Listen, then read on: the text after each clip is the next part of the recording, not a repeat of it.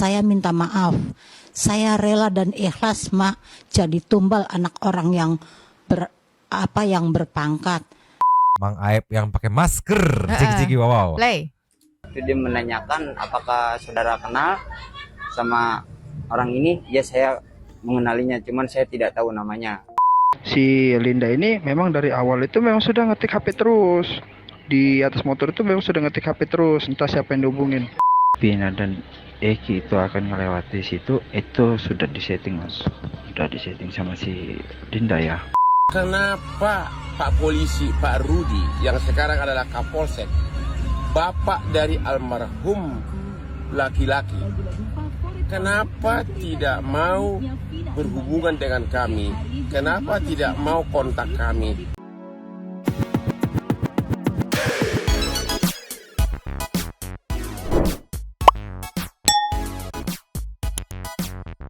Yo, Mangseti people. Welcome back again bersama Nyonya dan Mamang, ada Bang Abu, ada Apu juga tumben, nggak tahu Indra apa enggak, dan ada Pakun, dua temen mangkok inhere always inhere. Jangan lupa buat yang belum subscribe silakan dicengklung, buat yang belum dapat notifikasi silakan dicengkling. Cengkling. Nyo, Yes. masih dengan kerumitan kasus Vina Cirebon dan ada kelanjutannya.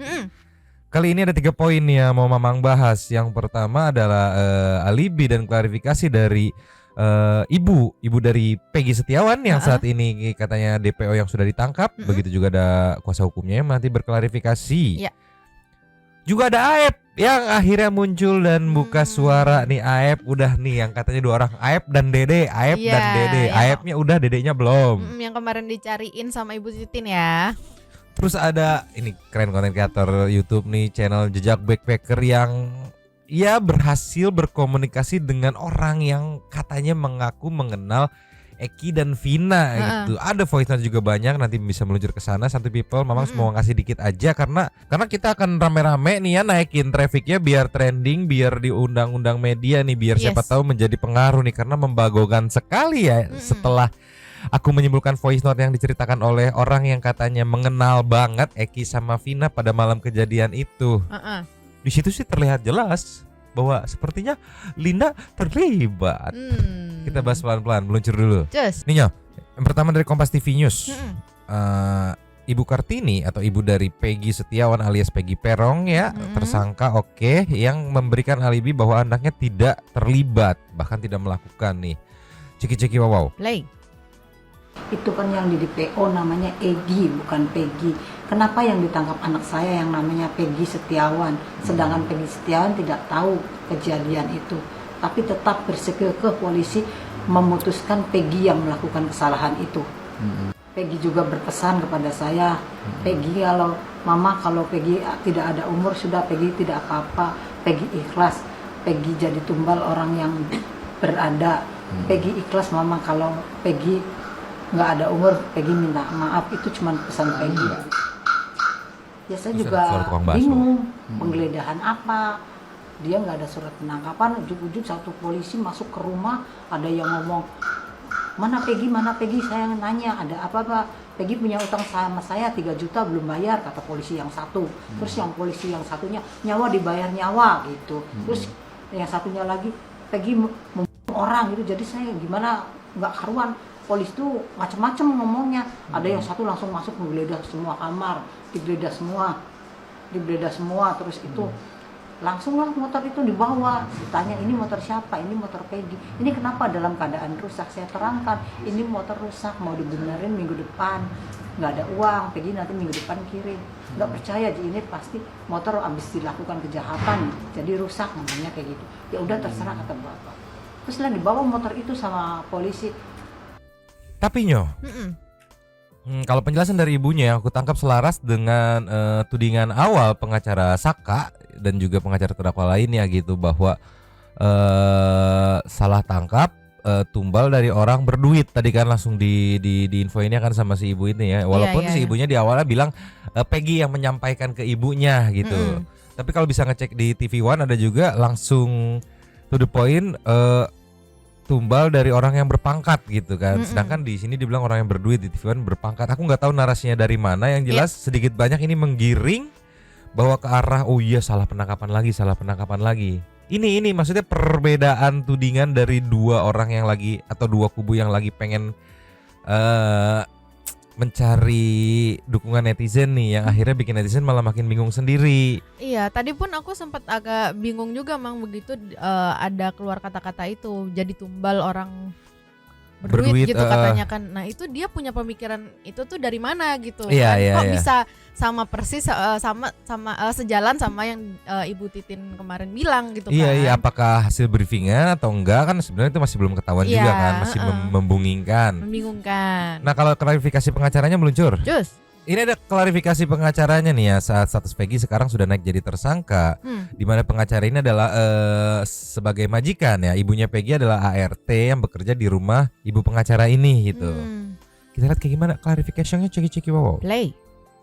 Tahun 2016 saat terjadi kejadian 2007 tanggal 27 Agustus ya 2016. Kemudian beberapa hari, mungkin 2 atau 3 hari kemudian rumah ini Ibu Kartini ini, ibunya Peggy ini digeledah oleh Polres Ciko gitu kan. Kemudian Ibu Kartini lari ke rumah saya dan memberitahukan, Bu, kok rumah saya digeledah sama siapa Bi? Sama Polres Ciko, Cirebon Kota, katanya ada apa? Ya Bu, kemarin waktu pembunuhan yang pembunuhan Pina dan Eki itu, kok rumah saya digeledah, katanya. Kenapa Bi? Ya karena namanya Peggy, katanya yang membunuh Eki dan Pina itu namanya Egi, kata dia tuh kan. Kalau anak saya mah Peggy, ya berarti bukan anak bibinya ada di mana? Ya ada di Bandung lagi kerja Bu, katanya kerja di bangunan di rumah Ko Aceng sama bapaknya gitu. Ya udah kalau begitu kan berarti bukan Peggy. Tapi kenapa rumah saya digeledah sampai motornya diambil? Katanya motor adik saya satu, motor si Peggy-nya diambil juga, kata dianya gitu. Oke. Sorry, sebelum ke pertanyaan wartawan berikutnya.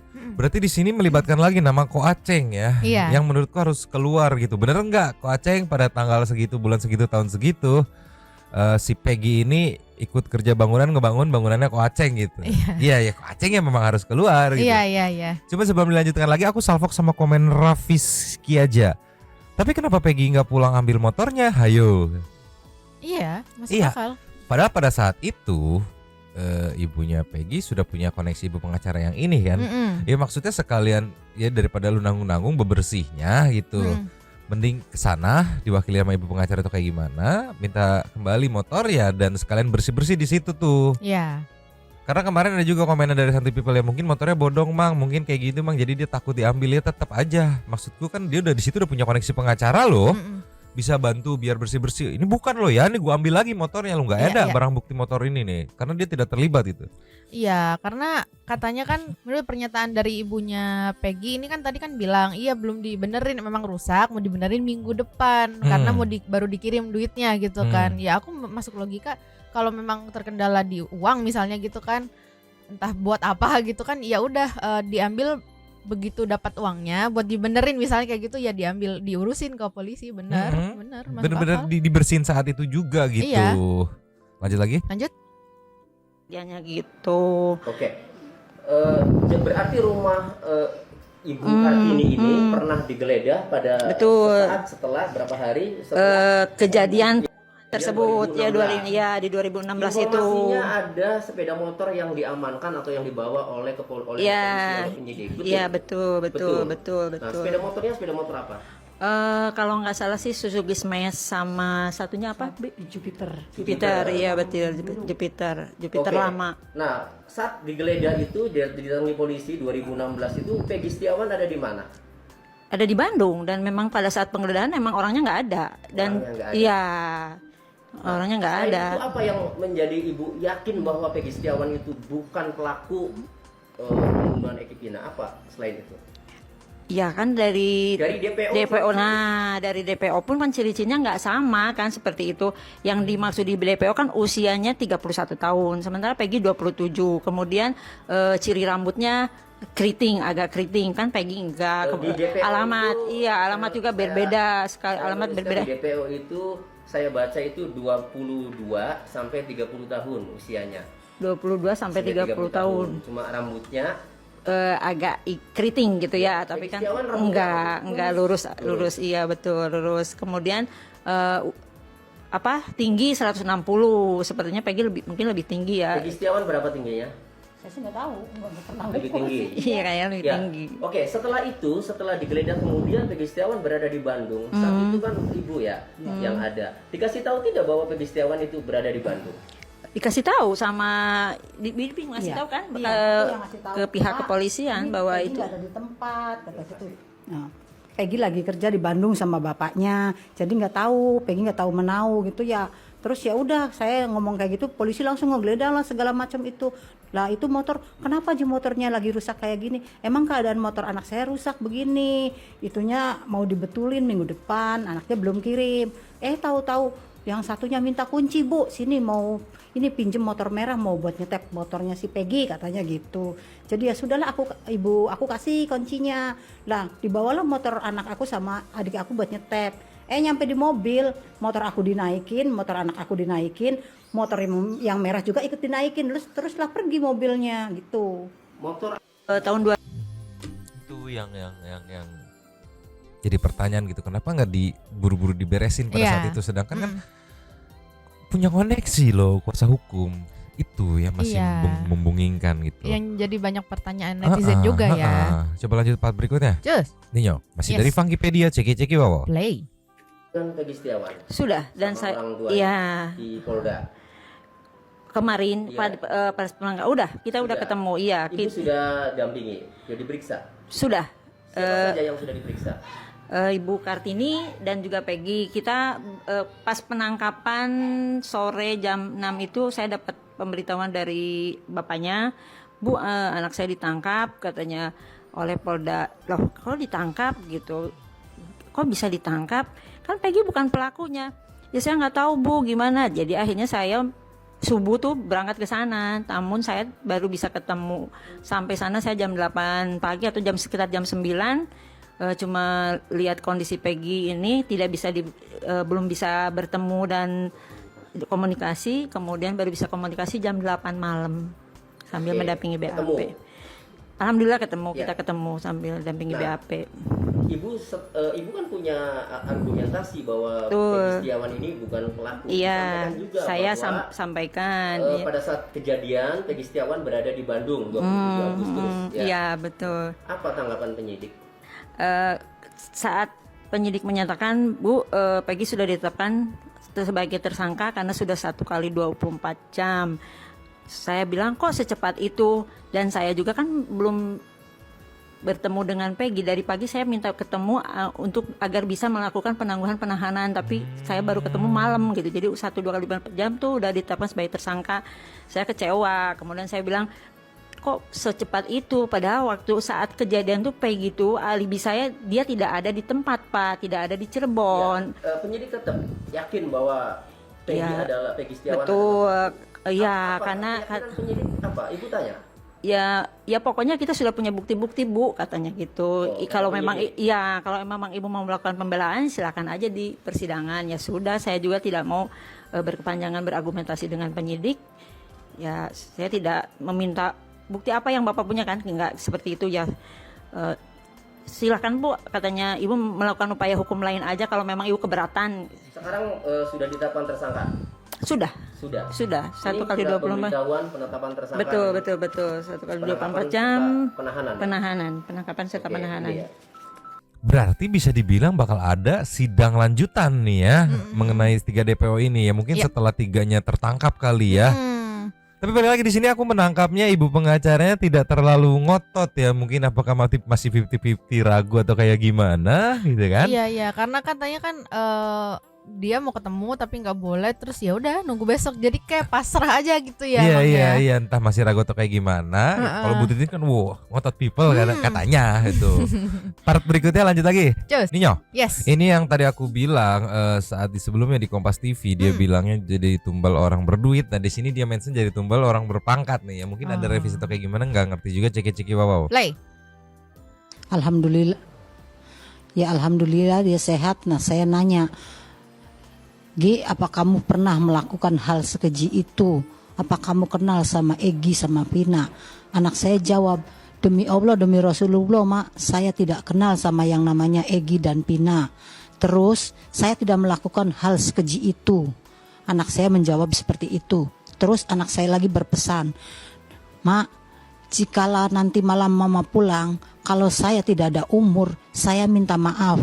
Saya rela dan ikhlas, Mak, jadi tumbal anak orang yang yang berpangkat. Saya nggak apa-apa pisahin. Saya nanggung dosa orang yang punya. Saya orang nggak punya, nggak apa-apa. Kalau itu semua tuduhan dijatuhkan kepada saya. Anak saya berpesan begitu. Sampai saya tuh gimana hati seorang ibu, sampai stuck peluk anak saya, sampai nangis saya. Jangan ngomong gitu, Cung. Allah Maha tahu, Allah Maha besar, Allah Maha mendengar apa yang tidak pernah kamu lakukan. Sampai saya memeluk sekencang-kencangnya anak saya waktu saya mau pulang dari Polda ke Cirebon. Saya sakit hatinya mendengar anak saya difitnah segitu kejam. Sedangkan dia adalah tulang punggung keluarga saya dari kecil. Adik-adiknya pun yang perempuan yang bontot sampai nangis, dia nggak mau makan, nggak apa salah AA orang baik, kenapa AA difitnah segitu kejam. Tapi polisi tetap tidak percaya kalau si Peggy lah yang pelaku utamanya. Sedangkan anak saya bersumpah, anak saya tidak pernah melakukan kejahatan seperti itu. Karena anak saya menurut di mata saya baik dan jujur, walaupun anak saya jelek. Enggak, terakhirnya kenapa jelek sih? Si ibu mah gitu, ngedistract suasana. Terakhirnya kenapa begitu sih? Cuman balik lagi Nyo, ayo fokus lagi, balik lagi. Aku pengen tahu dari mana bisa akhirnya bisa kan berstatement jadi tumbal anak berpangkat, tumbal anak berduit. Itu kan dari mana yang bisa dapat pemikiran sampai akhirnya timbul kalimat seperti itu gitu. Apa yang men-trigger si Peggy pada saat itu? Nah, itu aku benar-benar kepikiran banget. Apakah briefingan gitu dari entah siapapun itu gitu, atau memang dia tahu nih kan otak yang sebenarnya bukan gua, kan si A. Nah, itu. Jangan mentang-mentang si A anak berpangkat atau apa gitu. Iya. Maksudku kenapa dia ke-trigger ngomong kayak gitu? Itu yang aku pikirin tuh. Kenapa ya ke-trigger ngomong gitu ya? Maksudnya kan bisa jadi tumbal salah tangkap, tumbal tumbal apa gitu. Kenapa langsung spesifik ke tumbal anak orang berpangkat? Ya, itu. Ini juga ada komenan nih Mang dari Feninia nih. Apa tuh? Kok tahu dia jadi korban orang berpangkat? Itu jadi pertanyaan besar sekarang. Iya, dari mana pemikiran itu tuh, dari mana gitu? Apakah dia tahu juga gitu kan? Atau apa? Iya, apa? Mending kita langsung ke Aep aja daripada pusing nih. Akhirnya Aep, tapi dedeknya belum, tapi Aep sudah ada dan Aep buka suara nih. Silakan menganalisa Santai People, percaya nggak percaya, monggo kita langsung meluncur. Nih dari Kompas TV News. Saksi kunci kasus Vina soal sosok Peggy. Ini dia Mang Aep yang pakai masker. Ciki-ciki wow. Play. Itu dia menanyakan apakah saudara kenal sama orang ini. Ya, saya mengenalinya, cuman saya tidak tahu namanya. Salah satu saksi kunci Aep mengaku sempat dimintai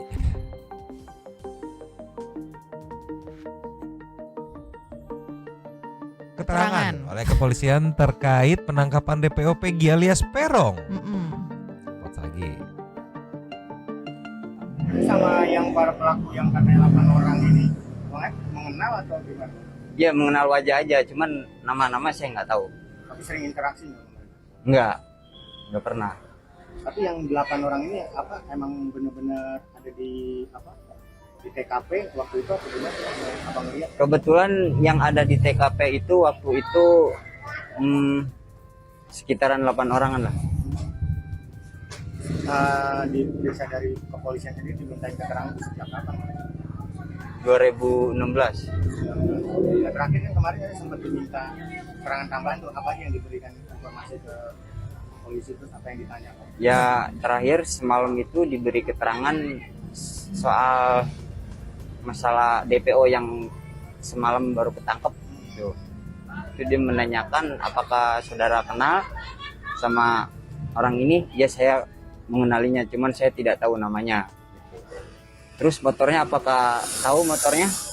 Saya sebutkan ya saya tahu motornya apa, Smash gitu ya. Smash warna pink gitu. Oh, si Peggy ini dulu nyotornya smash. Iya. Tapi emang si Peggy ini terlibat atau gimana?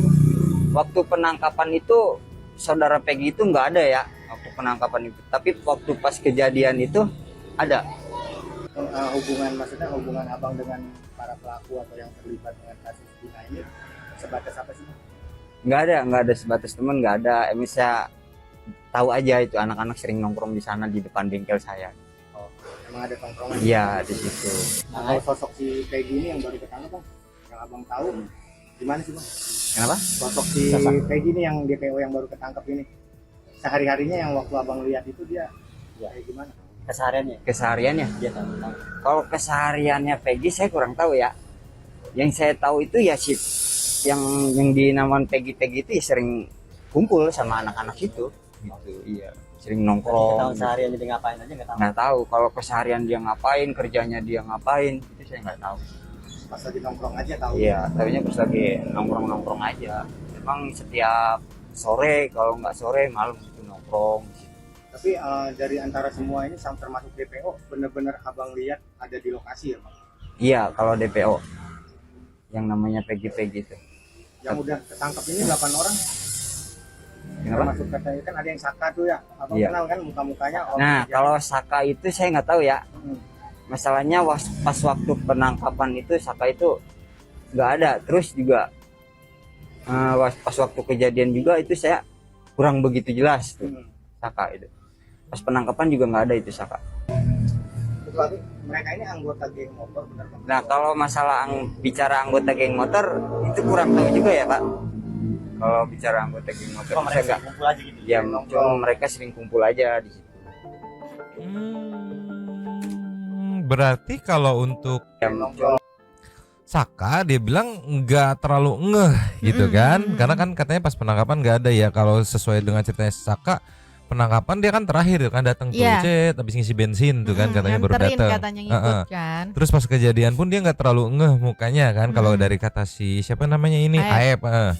Dan Aep juga ngehnya karena berarti aku tangkap ya dari statementnya Aep itu tempat nongkrong ya di depan bengkel dia.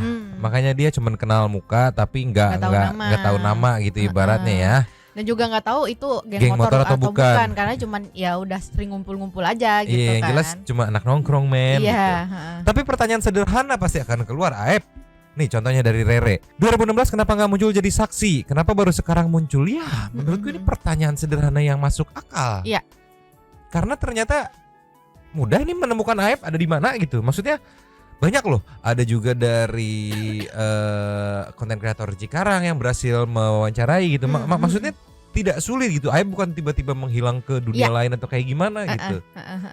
Kan kalau dari Ibu Titin dia bilang itu saat dimintai untuk dihadirkan Aep kepada ini apa namanya pengadilan gitu kan. Kan katanya pihak jaksa, ini kalau statement Ibu Titin ya, pihak jaksa bilangnya itu sulit menemukan Aep sulit. Iya, kayak susah banget gitu ya. Yang awalnya aku sempat berpikir gini, apakah si Aep ini intel? Sehingga harus disembunyikan gitu. Oh iya. Sesuai dengan yang tapi kemarin. informasinya bisa dibilang valid karena intelijen gitu kan. Tapi ternyata ini ada juga nih Aep gitu ya, walaupun bermasker dan berponi lempar gitu. Iya, sesuai dengan yang kemarin siapa yang bilang ya, Kompolnas atau siapa sih aku lupa, yang intinya ya kalau polisi itu punya kewenangan buat tidak menghadirkan gitu kan. Ya, biasanya itu saksi matanya intelijen gitu biasanya, setahu aku. Mohon maaf kalau salah gitu. Tapi ini masuk akal banget pertanyaan sederhana. Kenapa 2016 nggak muncul jadi saksi? Kenapa baru sekarang muncul? Iya. Itu kan yang jadi pertanyaan. Liar kan? Liar dong. Kita kasih nextnya. Nih Yes. Di sini di gue Cikarang mungkin Santai Pipe kalau pengen nonton yang full-fullannya di akun TikTok gue _Cikarang nih. Ini menurut Mama yang pertama menampilkan Aep juga di sini. Di sini banyak Aep menjelaskan kayak pada saat kejadian emang di mana ngelihatnya gitu kan, kok bisa tahu-tahuan. Ceki-ceki wow. Play. Bang Aep tahu itu seperti apa sih, Bang?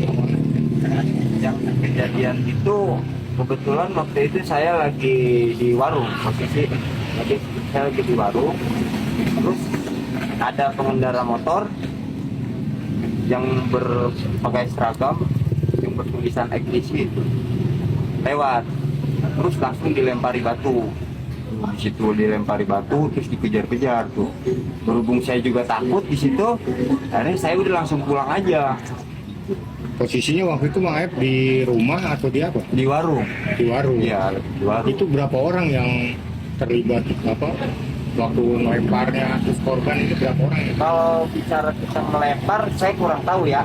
Masalahnya di situ juga anak-anak ya ada sekitaran 8 orangan lah, cukup banyak.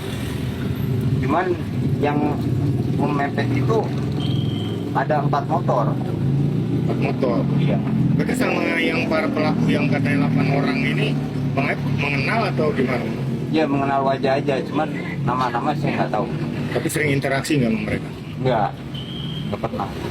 Tapi yang 8 orang ini apa emang bener-bener ada di apa? Di TKP waktu itu atau gimana? Abang lihat? Kebetulan yang ada di TKP itu waktu itu sekitaran 8 orang. Diperiksa dari kepolisian sendiri dimintain keterangan itu sejak kapan? 2016. 2016. Nah terakhir kan kemarin kita sempat diminta keterangan tambahan tuh apa aja yang diberikan informasi ke polisi itu apa yang ditanya? Ya terakhir semalam itu diberi keterangan soal masalah DPO yang semalam baru ketangkep. Jadi menanyakan apakah saudara kenal sama orang ini. Ya saya mengenalinya, cuman saya tidak tahu namanya. Terus motornya apakah tahu motornya? Saya sebetulnya saya tahu motornya apa, Smash. Oh si Peggy ini dulu motornya Smash itu Ya. Tapi emang si Peggy ini terlibat atau gimana? Waktu penangkapan itu saudara Peggy itu nggak ada ya waktu penangkapan itu. Tapi waktu pas kejadian itu ada. Bang, berarti kan sempat juga beredar tuh katanya korban ini kecelakaan ya. Itu bener nggak? Enggak. Emang itu yang abang cerita Ya, tadi ya. itu yang saya lihat. Maksudnya hubungan abang dengan para pelaku atau yang terlibat dengan kasus Pina ini sebatas apa sih Bang? Nggak ada sebatas teman, nggak ada. Emang saya tahu aja itu anak-anak sering nongkrong di sana di depan bengkel saya. Emang ada tongkrongan di Ya, depan itu. Bengkel Sebenarnya di depan bengkelnya dia gitu. Dan sejalan dengan statement dari ibunya ya kalau motornya Peggy itu Smash. Terus kan potensinya tadi kata dia tuh 3 hari atau berapa hari saat penangkapan itu Peggy nggak ada. Dan itu penangkapan tuh dengan kejadian tuh posisinya kurang lebih 4-5 harian gitu kan. Ya kalau mau curiga ya bisa juga sih, mungkin H+1 atau malamnya atau besoknya langsung gitu ya. Berangkat ke Bandung gitu. Iya, Mungkin ada aja semua potensi mah ada aja. Di sini sampai lengkap juga loh, dia bilang Smash warnanya pink katanya. Cuman kan nggak tahu juga yang ditahan itu warnanya apa kan.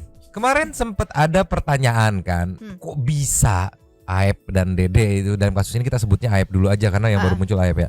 Kok bisa ngelihat terus hafal?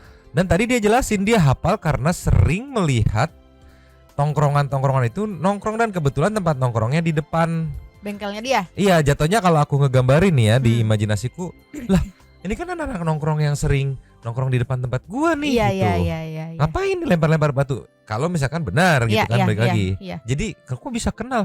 Ya karena sebelum kejadian memang sudah mengenal atau ngeh gitu minimal. Oh ini ada anak ini nih yang sering nongkrong nih, mana nongkrong depan nih gitu. Iya, karena kan pasti kita juga pernah gitu kan ngelihat orang, sering ngelihat tapi kita nggak tahu namanya gitu kan. Cuma tahunya mana? Oh sering lihat tuh dia sering di warung depan gitu. Yang kebetulan semalam ini lewat dan melakukan gitu misalkan. Oke, jadi masuk akal gitu. Iya. Tadi aku mikir hebat banget dia mungkin punya photographic memory gitu, cekrek. Kok bisa hafal ya?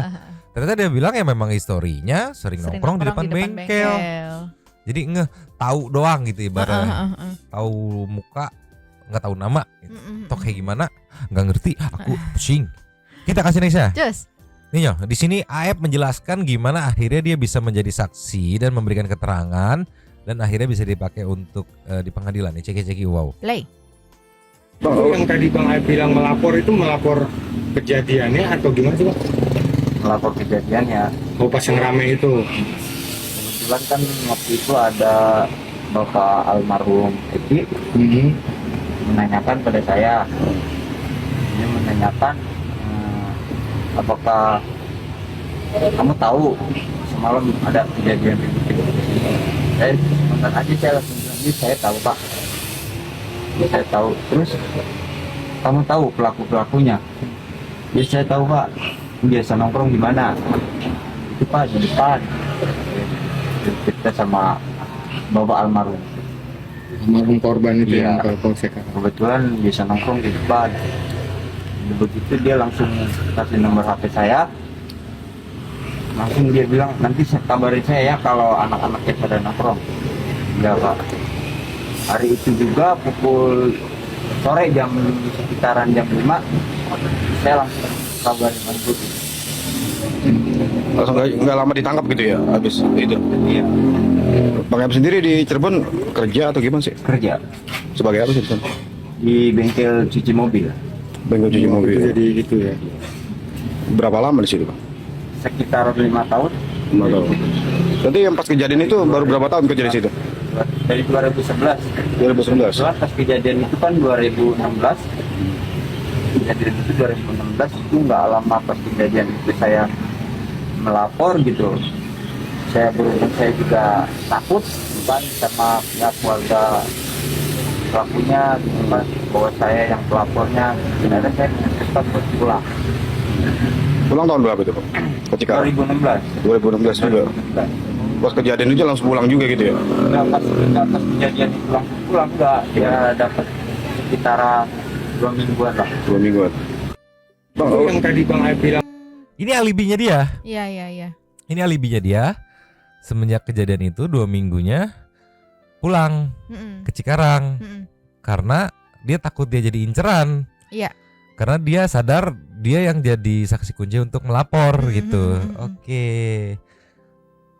Tapi balik lagi ya, pertanyaan sederhananya ya, mungkin berarti tidak bisa dihadirkan adalah ibaratnya dia kayak minta perlindungan demi keamanan gitu. Iya, mungkin. Karena kan tadi dia bilang sama takut sama keluarganya, katanya takutnya nggak terima mungkin anaknya ditangkap atau kayak gimana. Iya, gitu karena kan di situ dia statusnya ibaratnya perantau kan. Masuk akal juga. Aep siap-siap aja nih, kan kemarin Aep dicari sama Ibu Titin Ya. gitu kan. Aep dan Dede. Nah ini udah ada Aep nih. Tapi sampai saat video ini di tag aku belum menemukan video Bu Titin gitu, entah membantah atau kayak gimana gitu, atau merespon klarifikasi yang disampaikan oleh Aep ini Iya, gitu. iya. Tinggal kita nunggu kelanjutannya, apakah akan tantrum lagi Bu Titin setelah Aep muncul. Kita kasih ke nextnya. Cus. Nyoh. Yes. Nextnya ini respect banget buat channel Jejak Backpacker yang mengulik sebegitu Dalamnya gitu ya, sampai mendapatkan orang. Pengakuannya sih orangnya gini, dia mengenal Eki, Vina, Linda. Oke, simpelnya. Nanti Santuy People mau fullnya silahkan meluncur sekalian ngebantuin trafficnya biar jadi trending, biar di up di media-media TV lainnya gitu ya. Biar tahu juga, siapa tahu jadi pertimbangan. Yes. Si orang ini adalah orang yang membonceng Linda. Dia awalnya jalan itu double date berempat, Eki dengan Vina, Linda dan mas-mas ini yang tidak boleh disebutkan namanya. Dan akhirnya pada saat malam itu kejadian yang terjadi, cuman ada beberapa kecurigaan mas ini terhadap Linda. Mama mau ngasih sedikit aja, paling 20 detik 30 detik kan. Hasil cerita mas-mas ini soal kronologi kejadian semalam lengkap banget sih di sini sih. Mungkin Santuy People bisa meluncur langsung sekalian dorong trafficnya biar trending, biar di up media-media mainstream. Dan ini main bowling sesuai dengan dugaan netizen. Ciki-ciki Wawaw. Play. Dan Raken Eki. Nah si Eki ini ngomong, Kang, itu Kang kawan-kawannya si Egi gitu. Tapi saya kan nggak kenal sama si Egi yang mana posisinya saat itu. Jadi nggak apa-apa dek, kita lanjut aja. Wah itu si Linda ini memang dari awal itu memang sudah ngetik HP terus di atas motor, itu memang sudah ngetik HP terus, entah siapa yang dihubungin. Nah itu ya kita lanjut aja jalan ini. Setelah lanjut jalan ini pas motor sudah lewat kan, yang tadi tuh saya bilang kawan-kawannya Egi sudah lewat itu, si Egi ngomong, ya nggak apa-apa dek, aman aja. Tuh kami lanjut. Nih kalau kita ulang lagi, kita dengar lagi nih. Ceki-ceki. Play. Nggak apa-apa dek, kita lanjut aja. Wah itu si Linda ini memang dari awal itu memang sudah ngetik HP terus. Di atas motor itu memang sudah ngetik HP terus, entah siapa yang dihubungin. Nah itu ya. Si Linda saat nongkrong main handphone terus, entah siapa yang dihubungin. Kalau kecurigaannya ya mohon maaf ya, bukan maksudnya menuduh-nuduh atau kayak gimana. Kecurigaannya kan ada potensi dia yang memberitahu lokasi, karena kan jadwal nongkrongnya cuma berempat doang nih, double date ibaratnya ya, walaupun Linda bukan pacarnya mas-mas ini gitu kan. Tapi dia sibuk main HP dan gak lama kemudian papasan, crash lah di situ. Iya. Kok suatu kebetulan yang kebetulan. Coba ceki-ceki lagi. Play. Nih ini menarik Jo, ceki-ceki wow. Play. Ada inisiatif saya ya.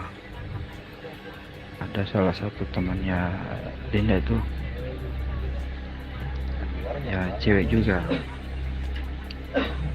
Ternyata si Linda ini suka sama si Eki, tapi si Eki nggak merespon gitu ya. Ya itu cerita cinta monyet mereka lah ceritanya, Mas. Saya kan nggak menuju ke situ hari itu. Jadi ada nih teman saya nih, si ya pokoknya adalah nggak usah saya sebut ya. Dia ngomong terakhir yang malam itu ngasih tahu ke Egi bahwa Pina dan Eki itu akan ngelewati situ. Itu sudah disetting, Mas. Sudah disetting sama si Linda ya. Nah, itu sudah disetting sama Linda. Jadi malam itu si Linda lah yang memberitahu ke Egi bahwa si Pina lagi bersama si Eki. Tuh.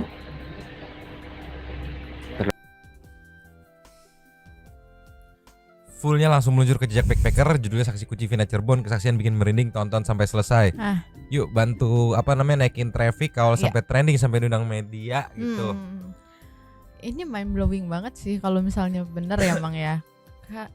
Karena kemarin itu sempat memang kan ada beberapa netizen yang menganalisa gitu, itu bilang kalau misalnya kemungkinannya gitu kan. Ini nyerempet ke situ sih. Nyerempet ke arah situ. Iya. Dan di sini juga Mas yang bercerita ini yang tidak disebutkan namanya ini, selain dia mengaku kenal dekat dengan Eki, Linda dan Vina, dia juga sekarang tuh sebelum dia bercerita dia minta izin dulu karena katanya mas-mas ini juga sedang dalam perlindungan tim kuasa hukum Hotman Paris gitu. Jadi belum boleh sembarangan speak up nih. Cuman setelah dapat izin katanya mau diwawancara atau speak up di channel Jejak Backpacker, katanya dia udah dapat izin Mas gitu. Jadi ini juga voice note ini tag-nya tuh setelah tag videonya selesai, tag dadakan, pokoknya meluncur Santai People marah. Gila bener berarti ini maksudku kecurigaan netizen tuh bener. Iya. Wadididaw. Ataukah ada yang tahu sebenarnya gitu kan, tapi pura-pura jadi netizen yang menganalisa juga menyusup gitu. Iya, menyusup. Liar ini mah liar. Nih Nyo, di statement terakhir juga dia mengklaim bahwa nggak salah tangkap si 8 itu. Iya. Ceki wow. Play. Kalau untuk yang 8 tersangka itu sudah saya pastikan iya Mas. Nggak ada yang katanya salah tangkap.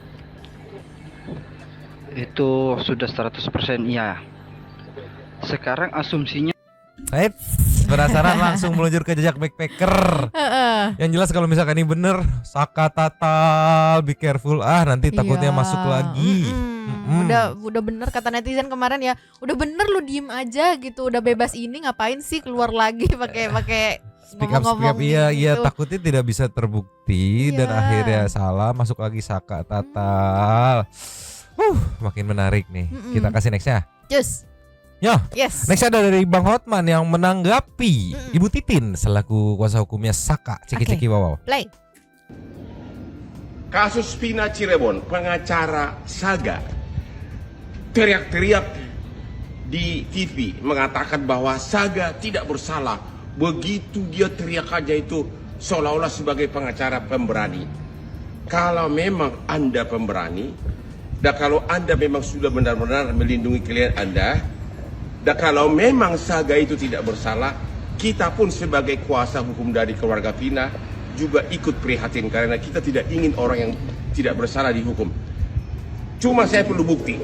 Satu, waktu di persidangan di pengadilan negeri, apakah Anda teriak-teriak menyatakan Saga tidak bersalah?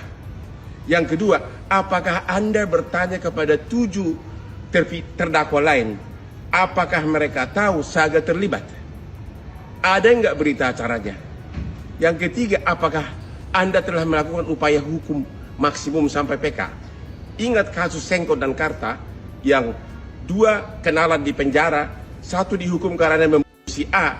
Ternyata yang membunuh adalah kenalannya ini. Itulah akhirnya lahirlah upaya hukum PK untuk membebaskan salah satu dari Sengkot dan Karta. Saya nggak tahu siapa yang bunuh, siapa yang bebas. Tapi itulah awalnya. Kalau memang tidak bersalah, ayo buktikan, kita juga akan dukung. Tapi Nyo, aku seperti tahu respon dari Ibu Titin saat Bang Hotman memberikan pertanyaan ini. Apa tuh? Maaf ya, saya tidak suka diinterogasi. Saya hanya mau berbicara sama orang yang sudah baca fakta persidangan. Saya tidak mau deh. Aduh lihat. Tapi setuju sih aku sama Bang Hotman. Kalau memang iya, ya ayo keluarin bukti-buktinya, kita perjuangkan bareng-bareng. Iya, gitu. iya. Kenapa dari Ibu Titin tuh terkesan gitu nggak mau bareng-bareng, dia maunya ini laka tunggal, nggak ada pelaku, klien dia bebas, udah gitu kan. Iya. Terkesannya ya selama ini aku tangkap ya, karena dia pun tidak ada upaya untuk nebelin gitu, nebelin statement-statement dari kuasa hukum Vina gitu, justru malah mengkonter laka tunggal, tunggal, Eki yang dibahas itu kan, seolah-olah Vinanya dilupakan gitu kan. Iya. Bu Titin dicari Bang Hotman, Bu Titin tadi udah ada aib, udah ada Bang Hotman, Bu Titin. Tinggal kita tunggu nanti apakah ada video-video baru dari Ibu Titin. Sekarang kita ke lasnya. Belajar. Lasnya masih di mobil yang mahal itu, Bang Hotman. Yang aku tangkap ya, mempertanyakan ayahnya Eki. Ceki wow. Play. Pertanyaan. Saya sebagai kuasa hukum dari keluarga almarhumah Vina kasus Cirebon bertanya, kenapa Pak Polisi, Pak Rudi yang sekarang adalah Kapolsek, bapak dari almarhum laki-laki, kenapa tidak mau berhubungan dengan kami? Kenapa tidak mau kontak kami? Padahal nomor WA-nya pun saya udah cek. Kenapa dia menghindari kuasa hukum Vina? Padahal sebagai polisi dia pasti tahu banyak bukti-bukti terkait kasus ini di tahun 2016. Apalagi bukan hanya sebagai polisi, anaknya adalah salah satu yang meninggal, yaitu yang laki. Wahai Pak Rudi, apa yang Anda takutkan? Ya, tolong hubungi Hotman Paris agar kita bisa berdiskusi terkait dengan 3 DPO ini. Ya, Pak Rudi, bapaknya almarhum, tolong hubungi Hotman Paris. Saya udah chat melalui WA, saya sudah posting di Instagram, sudah banyak orang meminta Anda menghubungi Hotman, tapi tetap Bapak tidak mau. Ya, kami tunggu Pak. Kita mau mencari 3 DPO ini yang benar. Iya sih. Iya. Aneh sih. Kalau di cross check sama klarifikasinya pada saat itu kan sambil nangis-nangis bilang kami juga di sini memperjuangkan gitu. Ya kami tidak diam gitu lah ya. Nah ini ada pihak yang bisa dibilang kuat. Yang membawa dukungan para netizen kurang kuat apalagi gitu kan. Iya. Hotman Paris plus dukungan netizen, wah tuh tank super tank banget tebel gitu. Yang sudah membuka, bahkan tadi kalau dari penjelasan Bang Hotman, beliau sendiri yang memfollow up gitu, ngechat dulu terus ngeposting gitu. Tapi sampai saat video ini rilis kan berarti dinyatakan bahwa belum ada respon. Iya. Kalau di film kemarin kayak aku masih mikir kayak oh ya mungkin dia nggak mau lewat jalur film gitu kali ya, jadi kayak nggak mau ikut-ikutan gitu. Cuman yang jadi pertanyaan, kenapa nih ya sesuai dengan ya Bang Hotman gitu, kenapa gitu, apa yang Anda takutkan? Iya kan anaknya juga yang ibaratnya jadi korban juga, ini kan sekalian memperjuangkan memang kuasa hukum Vina. Tapi kan kalau ini diperjuangkan itu terungkap kan ya fakta di lapangan aja, jadi korban kan ada 2 gitu. Jadi sekalian ngebuka juga gitu. Iya, kenapa? Kenapa why? Why kenapa? Tidak tahu. Sampai kita nunggu kelanjutannya. Akan muncul siapa-siapa lagi nih ya. Aep udah muncul. Yes. Terus tadi dari Jejak Backpacker itu mantep banget sudah muncul. Tinggal nunggu Linda. Ya, nunggu Linda. Apakah yang dijelaskan oleh Jejak Backpacker tadi soal Linda ngechat itu adalah Linda sebagai spion gitu, memberitahu lokasi gitu. Karena kalau untuk kebetulan itu kan kayak terlalu wadididau gitu, pas banget lewat gitu kan. Nggak tahu juga ya, kita meluncur dulu aja yuk ke Saya Thank to Super Thanks. Meluncur. Cus. Yo, Yes. Super Thanks kita kali ini ada 3. Yang pertama dari Allah, sia susah dibacanya. Terima kasih katanya Maya. Nggak percaya, ini pakai bahasa Sunda memang langsung translate ya. Nggak percaya kalau si Peggy itu yang ditangkap itu pelaku utamanya. Si Peggy itu cuma kuli bangunan, bapaknya juga begitu. Yang bisa bikin polisi diem atau nggak mencari itu ya cuman orang yang punya duit dan punya pangkat katanya ya. Kalau soal sisa kata mah dia juga nggak yakin ya, soalnya omongannya nggak bisa dipegang ya. Pertama ngomong A, kedua ngomong B, terus ngomong C ya. Terus sekarang ngomongnya ya itulah itu. Jadi buat orang yang punya pangkat dan punya duit itu bisa ngatur hukum di negeri ya katanya Maya. Kata komentarnya ya loh. Udah jadi rahasia umum itu mah katanya. Mbak Putri ngomong di part terakhir itu Peggy yang ditangkap bukan anak pejabat, berarti yang dicari Peggy yang anak pejabat. Nah balik lagi, giringan dari mana gitu anak pejabatnya itu kan. Andika Pandu, gue setuju sama Bang Hotman, setuju sama Bang Wirang, dirawas pick upnya via IG. Kalau versi gue ya betul. Rahman Rizky, Udah beberapa konten nyomotin pipi mulu dah. Ada jomblo duda aja. Apa sih maksudnya, nggak ngerti aku. Tapi nggak jadilah, takut matanya melotot kayak si siapa tuh yang melotot mulu pas diwawancarai, yang katanya salah tangkap sama Mak Tarwaya. Pengen gue tampol mukanya beneran. Kalau gue jadi wartawan udah gue bilang muka lu slow aja dong, nggak usah nyolot. Oh. Kalau aku lah Tuan Nugroho, kalau saya mah lebih baik dipertemukan oleh Linda. Iya benar. Bener, Linda yuk up Linda. Dan yang tadi saksi kunci si Mel sudah aman dengan timbang. Wah dia tahu juga, dia nonton berarti ya. Tadi inisialnya Mel disebutnya ya. Nextnya dari Saninata. Aku setuju kalau Peggy yang ditangkap itu bukan Egy pelaku asli. Aku setuju juga kalau Linda diinterogasi jadi saksi. Semangat Nyomang, kawal terus, sukses selalu buat kalian. Amin. Terima kasih. Botaknya Mamang makin naik. Gimana? Ya Nur Hayati numpang apakah bisa hadir Nyomang? Ada jadi liar ya. Liar dan ruwet ya. Simpak berduri. Aneh kok, jadi kasihan sama si Vina. Udah kasusnya nggak kelar-kelar. Masih nutupin 27. Flavia numpang lapak Kak Sani tuh tadi kata bapak pengacara kalau ditangkap itu anak ART yang kerja di tempat bapaknya, mungkin sesama pengacara atau lain. Nah itu ibu-ibu yang pakai kerudung hijau yang di akhir video bilang kalau ibunya Peggy Setiawan kerja jadi ART di notaris. Kayak iya bingung. Speed Project ikut ramein. Direction dong Nyomang itu. Mang Aep udah buka suara. Sudah dong. Mang Aep ya, Mang Aep.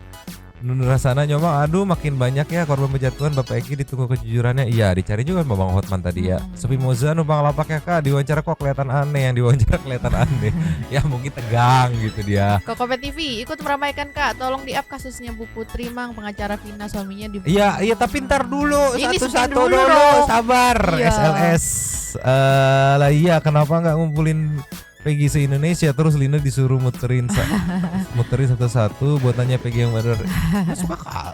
Dinda Aprilian, numpang lapak Kak, selamat siang Nyomang dan semua Santu People. Harapan aku netizen jangan sampai terkecoh ya. Kemarin ada kakak kelas Vina yang speak up.